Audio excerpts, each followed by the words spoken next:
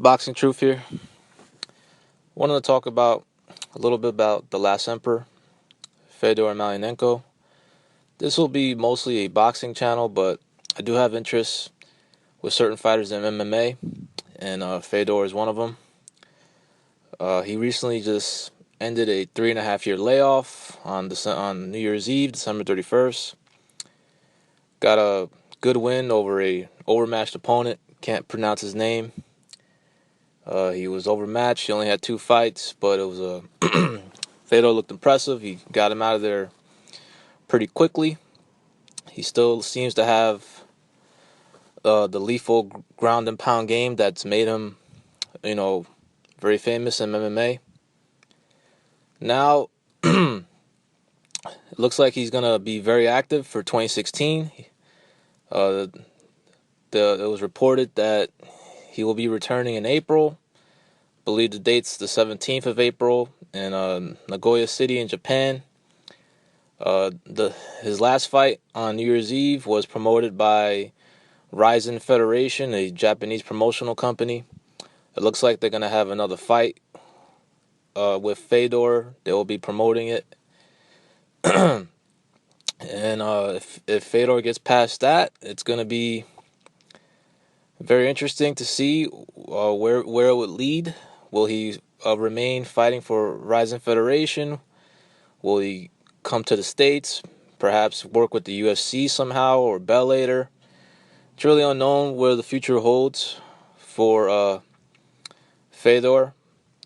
But looking at the options, he should consider the UFC.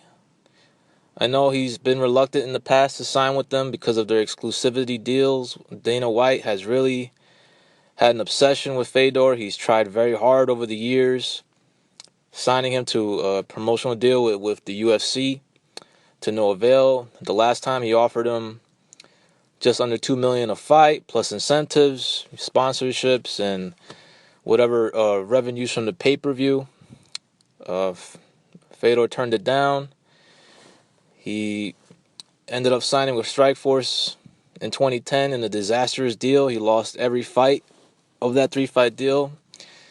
And it appeared Fedor was done. He returned, got a couple of wins, and then he retired. And now he's back, coming off a strong win. Granted, against an overmatched opponent. However, people are still going to watch. He's 39 years old. He's up there in age. But Dana White's going to try his hardest again to sign Fedor to a deal at UFC. And Fedor should consider it. There are some names in the heavyweight rankings for UFC. Fabricio Werdum is the champ at heavyweight for UFC. And I'm pretty sure Fedor would love another crack at Fabricio, who shockingly upsetted Fedor back in 2010 in the first fight of his Strikeforce deal, ending his win streak going into that fight. So if Dana can pull it off, sign Fedor to a deal, and of course the rematch with Fedor Fabricio will be big. It'll be an interesting fight. See if Fedor is, still has it. Of course, he still has a lot of plans in the future. He's got a fight in April. No opponent has been announced yet. We'll see what the future holds for Fedor. He's an exciting fighter, hell of a fighter. Tremendous striking skills. One of the best MMA fighters ever seen. The ground and pound is lethal. He still seems to have that ground and pounding devastation over opponents. So let's see what's in store for Fedor Emelianenko, the last emperor. This is Boxing Truth.